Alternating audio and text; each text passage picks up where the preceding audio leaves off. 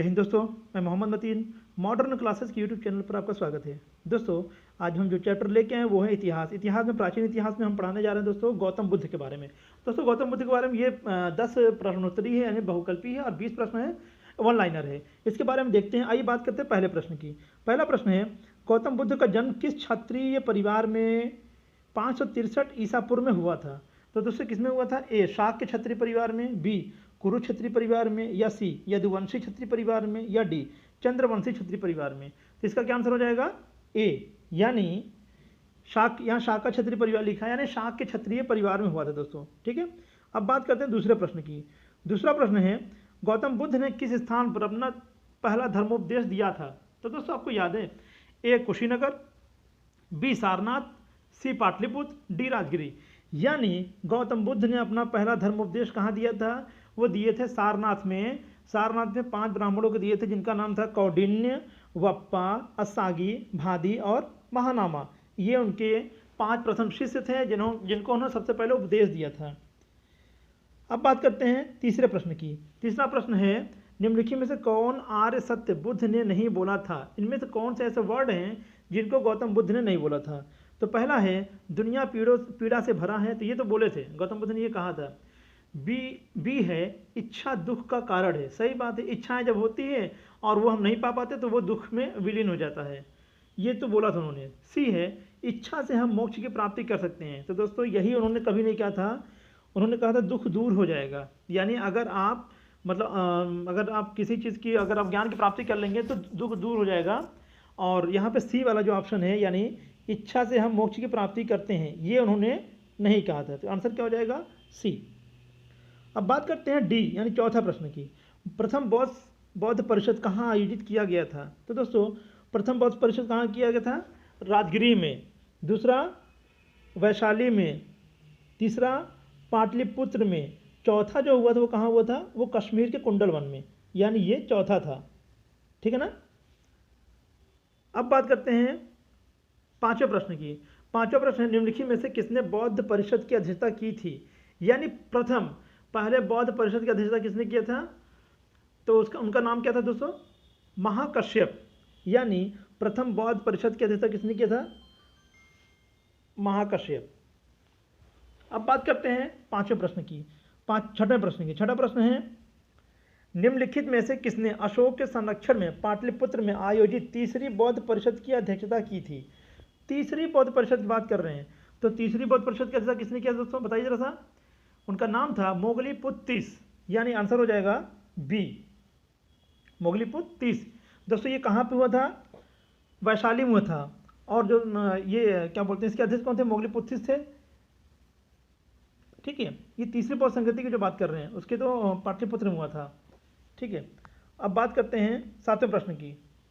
सातवां, गौतम बुद्ध को बोधि वृक्ष के नीचे कितने उम्र में ज्ञान की प्राप्ति हुई थी? तो दोस्तों, उनको जो ज्ञान की प्राप्ति हुई थी वो थी 35 वर्ष, यानी 35 ईयर्स में। और कितने वर्ष की आयु में उन्होंने गृह को त्याग दिया था अपना? 29 वर्ष की आयु में।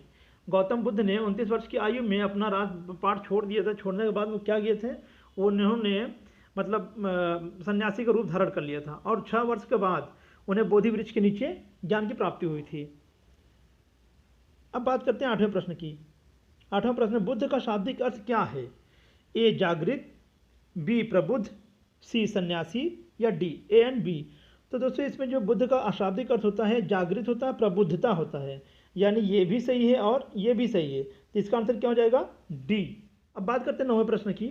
निम्नलिखित में से कौन से राजाओं ने 2 शताब्दी ईसा पूर्व में 6 तथा 600 ईस्वी में बोधि वृक्ष को कटवा दिया था?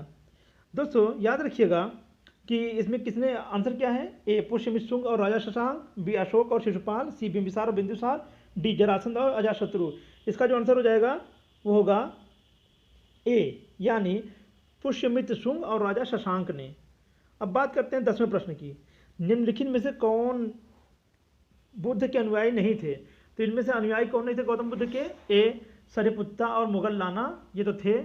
आनंदा, कश्यपा एंड उपाली, यानी आनंद, कश्यप और उपाली ये भी थे। तो शुद्धोधन एंड राहुल। तो दोस्तों, शुद्धोधन और राहुल जो है इनके अनुयायी नहीं थे। अब बात करते हैं वन लाइनर प्रश्न की। बात करते हैं, गौतम बुद्ध बौद्ध धर्म के संस्थापक कौन थे? गौतम बुद्ध। बौद्ध धर्म के संस्थापक गौतम बुद्ध, सही है। अब अशोक को बौद्ध धर्म में किसने दीक्षित किया था? अशोक को बौद्ध धर्म किसने दीक्षित किया था? मोगलीपुत्र तीस ने। अब बात करते हैं दूसरे पॉइंट की। आजीवक संप्रदाय की स्थापना किसने की थी? मुखली गोशाल ने। चौथा प्रश्न है, लाइट ऑफ एशिया के नाम से किसे जाना जाता है? तो दोस्तों गौतम बुद्ध को ही लाइट ऑफ एशिया के नाम से जाना जाता है। ठीक है, एशिया का प्रकाश पुंज कहते हैं, इसके हिंदी में कहते हैं एशिया का प्रकाश पुंज किसे कहा जाता है? तो गौतम बुद्ध को कहा जाता है। पांचवा है, कुल कितनी बौद्ध संगतियों का आयोजन किया गया था? 3 बौद्ध संगतियाँ। कुल कितनी बौद्ध संगतियों का आयोजन किया गया था? 3 नहीं दोस्तों, हुआ था 4 बौद्ध संगतियाँ, लेकिन एक जो बौद्ध संगति उसी में बौद्ध संगति को डिस्प्यूट कर दिया गया था, यानी आप समझिएगा 4 बौद्ध संगतियाँ हुई थी टोटल। छठा है, गौतम बुद्ध का जन्म कब हुआ था? तो 563 ईसा पूर्व में। सातवां प्रश्न है, गौतम बुद्ध का जन्म कहाँ हुआ था? बुद्ध का जन्म स्थान कहाँ था?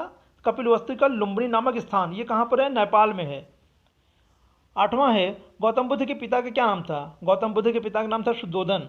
नौवां है, गौतम बुद्ध को ज्ञान की प्राप्ति किस रात्रि को हुई थी? वैशाख पूर्णिमा की रात्रि। 10वां प्रश्न देखते हैं, चतुर्थ बौद्ध संगति का आयोजन कहाँ, कब, किसकी अध्यक्षता में किया गया था? तो कश्मीर के कुंडल वन में, प्रथम शताब्दी ईसा पूर्व में, वसुमित्र की अध्यक्षता में। उस समय जो शासक थे कनिष्क थे। हाँ दोस्तों, कौन थे? कनिष्क थे। अब 11वां प्रश्न है, चतुर्थ बौद्ध संगति किसके शासनकाल में हुई? कनिष्क यानी कुषाण वंश के जो शासक थे, सबसे शक्तिशाली राजा कनिष्क, उनके शासनकाल में हुई थी। 12वां है, चतुर्थ बौद्ध संगति के आयोजन का उद्देश्य क्या था? बौद्ध धर्म को 2 संप्रदाय में विभक्त होना, हीनयान तथा महायान। 13 है, चतुर्थ बौद्ध संगति के उपाध्यक्ष कौन थे? अश्वघोष थे। चौथे बौद्ध संगति के अध्यक्ष कौन थे? अश्वघोष थे। कहाँ हुआ था? राजगिरी में। ठीक है,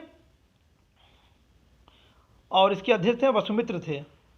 अध्यक्ष अश्वघोष, यानी वसुमित्र और अश्वघोष दोनों थे। 14वां है, जिस स्थान पर बुद्ध के ज्ञान की प्राप्ति हुई वह स्थान क्या कहलाया? वह स्थान कहलाया बोध गया। 15 है, ज्ञान प्राप्ति के बाद सिद्धार्थ को क्या कहा गया? गौतम बुद्ध कहा गया। पहले उनका नाम क्या था? सिद्धार्थ था। सिद्धार्थ का बचपन का नाम सिद्धार्थ, यानी उनको कब गौतम बुद्ध के नाम से जाना जा लगा? 35 वर्ष की आयु में जब उनको ज्ञान की प्राप्ति हुई, तब से उनका नाम पड़ गया गौतम बुद्ध। 16 है, तृतीय बौद्ध संगति कहाँ, कब तथा किसकी अध्यक्षता में किया गया था? तो दोस्तों तृतीय बौद्ध संगति हुई थी पाटलिपुत्र में 251 ईसा पूर्व में। मोखलीपुत्र ये कौन थे? ये वहाँ के अध्यक्षता, उन्होंने अध्यक्षता किए थे। और यहाँ के कौन थे दोस्तों? मतलब शासक कौन थे? अशोक थे। 17 है, तृतीय बौद्ध संगति का आयोजन किसके शासनकाल में हुआ था? तो तृतीय बौद्ध संगति का आयोजन जो हुआ था वो सम्राट अशोक के शासनकाल में हुआ था, जो मौर्य वंश के शासक थे, सबसे शक्तिशाली राजा थे। 18 है, द्वितीय बौद्ध संगति कहाँ, कब तथा किसकी अध्यक्षता में हुई थी? तो वैशाली में हुई थी 383 पूर्व में ईसा पूर्व में, सर्वकामनी की अध्यक्षता में, यानी सबाकामी। यहाँ पे जो सर्वकामनी लिखा है तो वहाँ पे हम लोग उसको पढ़ते हैं सबाकामी की अध्यक्षता में। 19वां है, द्वितीय बौद्ध संगति का उद्देश्य क्या था? अनुशासन को लेकर मतभेद के समाधान के लिए बौद्ध धर्म स्थापित, यानी द्वितीय बौद्ध संगति का जो हुआ था उसका उद्देश्य क्या था? अनुशासन को लेकर मतभेद के समाधान के लिए। दोस्तों हर धर्म में कुछ ना कुछ मतभेद हो जाता है, चाहे किसी भी धर्म में हो, तो वो धर्म क्या होता है? कई भागों में विभक्त हो जाता है। उसी तरीके से गौतम बुद्ध जी ने एक धर्म लेके आए जिसको बोलते थे बौद्ध धर्म, और उनका मेन मकसद जो था वो ये कहता था कि किसी भी चीज़ को मूर्ति के रूप में पूजा नहीं की जानी चाहिए, और मैं कोई भगवान नहीं हूँ। और वही विवाद शुरू हो गया था जो चौथे बौद्ध संगति में खुलकर सामने आया, जिसमें हीनयान और महायान विभक्त हो गए हैं। उनमें एक मानते हैं कि गौतम बुद्ध इंसान थे, और वहीं दूसरे मानते हैं कि नहीं, गौतम बुद्ध एक भगवान के रूप में थे। एक कहता है कि उनकी पूजा ऐसे ही की जानी चाहिए बिना किसी मूर्ति के, वहीं एक संप्रदाय कहता नहीं, उनको मूर्ति बना के उनकी पूजा की जानी चाहिए। और ढेर सारे विवाद है दोस्तों, उनको देखना पड़ेगा आपको, और मैं इसी तरीके से हम लेते आए रहेंगे, आपको बात करेंगे इसी के आगे। अब बात करते हैं 20वां और अंतिम प्रश्न की। द्वितीय बौद्ध संगति किसके शासनकाल में हुई थी? तो द्वितीय बौद्ध संगति हुई थी कालाशोक के शासनकाल में, जो शिशुनाग वंश के शासक थे, और इनके शासनकाल में हुई थी दोस्तों। और यहाँ के अध्यक्ष कौन थे? सबाकामी थे द्वितीय बौद्ध संगति में। ठीक है दोस्तों, ये आज का हमारा मुख्य प्रश्नोत्तरी, और दोस्तों इसी तरीके से हम आगे लेके आएंगे गौतम बुद्ध के बारे में ही, और अभी ढेर सारे बाकी हैं, चूँकि गौतम बुद्ध के बारे में सबसे अधिक पूछता है। मिलते हैं अगले वीडियो में, तब तक के लिए जय हिंद, जय भारत।